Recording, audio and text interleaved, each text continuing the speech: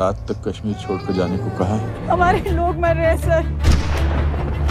ऋषि कश्यप हुए वो कश्मीर हमारा था, जहाँ पंचतंत्र लिखा गया वो कश्मीर हमारा था। तू जानता ही क्या है कश्मीर के बारे में? बहुत अच्छी फिल्म है सर, बहुत सेंसिबल फिल्म है और काफ़ी अच्छा एक्सपीरियंस रहा इस फिल्म को देखने का। क्या खास था सर? सर ख़ास तो मैं ये कहूँगा कि जैसा कि सबको मालूम ही है कि किस टॉपिक पर बनी है कि कश्मीर हिंदुओं को किस तरह से मार पीट के ज़बरदस्ती उनके घर से निकाल के भगाया गया। ये उस टॉपिक के ऊपर फिल्म में सभी को पता है कि 1990 में क्या हुआ था, मगर लोगों को सिर्फ बातें मालूम है, उसके बारे में चीज़ें पता नहीं है कि क्या हुआ था। ये बहुत एक सेंसिबल फिल्म है जिसको दर्शकों को देखना बहुत ज़्यादा ज़रूरी है, इसलिए मैं इस फिल्म को देखने के लिए आया हूँ। और बहुत अच्छी तरह से विवेक अग्निहोत्री ने इस फिल्म का डायरेक्शन किया है और बहुत अच्छी लिखी फिल्म है और सब कुछ फैक्ट्स पर आधारित फिल्म है सर। ये तो बहुत अच्छी तरह से बताया और हर एक चीज़ को इतनी सही तरीके से बताया गया है कि वो प्रॉपर लग रही है।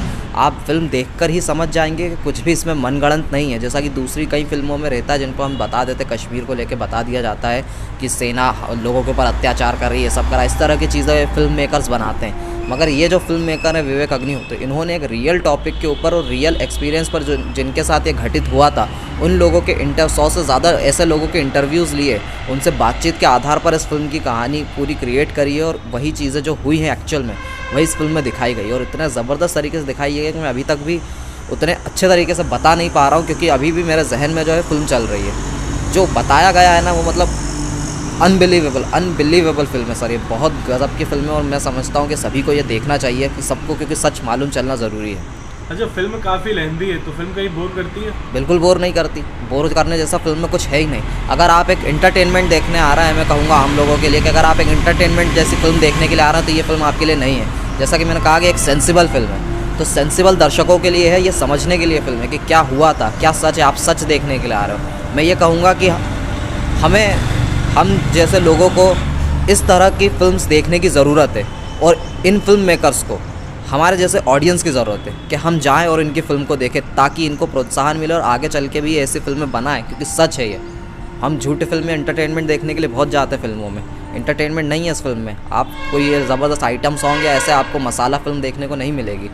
अनुपम खेर सर का काम बहुत ही गज़ब है। मैं कहूँगा अनुपम खेर सर जो हैं वो मुझे लगता है शायद नेशनल अवार्ड जीतेंगे इस साल। इतनी गज़ब की उनकी परफॉर्मेंस है, मतलब अनबिलीवेबल, लिटरली बहुत ज़बरदस्त। सारांश फिल्म के बाद अगर उनकी कोई एक्टिंग बहुत ज़बरदस्त है तो वो यही है। बचपन में देखी थी मैंने सारांश फिल्म, तब उतनी समझ में नहीं आई थी, बस जब बड़ा होकर दोबारा देखी तब समझ में आया कि उन्होंने बहुत गज़ब की परफॉर्मेंस दी थी जबकि वो जवान थे, और बूढ़े की उन्होंने एक ज़बरदस्त परफॉर्मेंस दी थी। इस फिल्म में उनकी एक्टिंग, मतलब वन एंड ओनली हीरो जो है सिर्फ और सिर्फ अनुपम खेर सर ही है। ज़बरदस्त एक्टिंग है, ज़बरदस्त काम है, बहुत ही बेहतरीन उन्होंने अभिनय किया।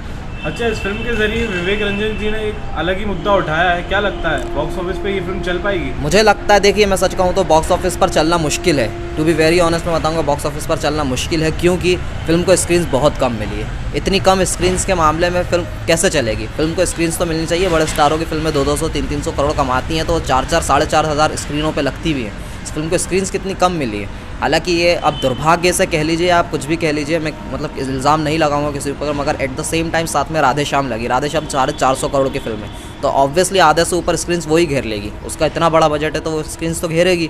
उसके ऊपर से ऑलरेडी वो एक आलिया भट्ट की फिल्म गंगूबाई भी चल रही है तो वो भी स्क्रीन्स घेरी हुई है। ऐसे में इस तरह के, मैंने इसलिए ये बात बोली कि इस तरह के छोटे फिल्म मेकर्स है। विवेक रंजन अग्निहोत्री काफ़ी समय से फिल्में बना रहे हैं, हम 16-17 साल से उनको फिल्में बनाते देख रहे हैं, मगर वो उनकी कोई उनको जानता नहीं। इतनी बड़ी फिल्म नहीं है, इस फिल्म का भी कोई बड़ा बजट नहीं है, इसमें कोई बड़ा सेलिब्रिटी नहीं है, बड़ा एक्टर नहीं है इसके अंदर। इस वजह से इस तरह की फिल्मों को ज़्यादा ओपनिंग भी नहीं मिलती, इस तरह की फिल्में बहुत ज़्यादा कमाई भी नहीं करती। मगर दर्शकों को ये समझना ज़रूरी है कि कंटेंट ही किंग है।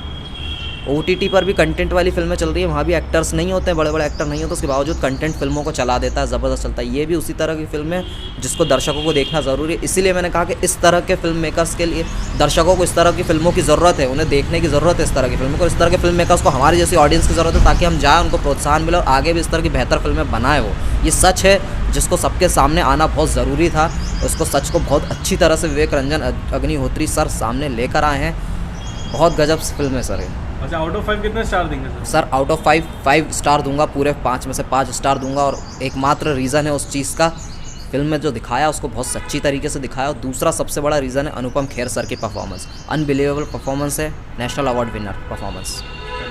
ये फिल्म देखने के लिए आपको जिगर चाहिए, क्योंकि ये ये ऐसी हकीकत बयां करती है जो सुनने में अच्छी नहीं लगती है, जो बहुत दर्द देती है और जिसको सुनने के लिए मादा चाहिए होता है। और अब तक इस सच्चाई को छुपाया गया है, इसमें कोई दो राय नहीं है। मानो ऐसा लग रहा है जैसे एक कश्मीरी पंडित दुनिया के सामने आया है, उसने खुलकर अपने दिल से ये बात बताई है कि वो जिसे पूरी दुनिया जन्नत कहती है, वहाँ उन्होंने कैसे जहन्नुम को देखा और जिया है। So thank you for bringing this truth. बहुत फैंटास्टिक फिल्म है और मेरा सबसे आग्रह, खासतौर पे यूथ से आग्रह है, आप इस फिल्म को जरूर देखिए।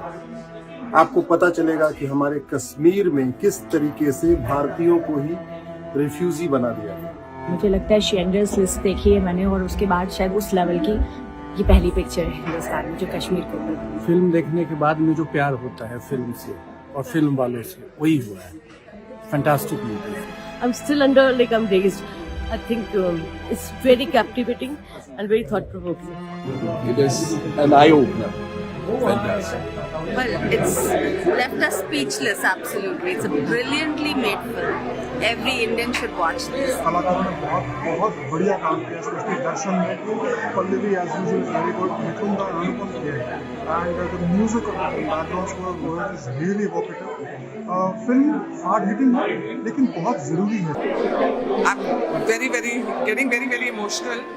ये बहुत दिल को छूने वाली फिल्म है और इसमें मैं हर जने को यही बोल रही हूँ, हर इंसान को यही बोल रही हूँ कि कहीं ना कहीं 89-90 में कौन हमारे प्रधानमंत्री थे, कौन कैबिनेट मिनिस्टर्स थे और होम मिनिस्ट्री किसके पास थी, जुडिशरी में कौन था और पुलिस में कौन था, इन सबको जवाब कश्मीरी पंडित्स को देने पड़ेंगे और देने चाहिए।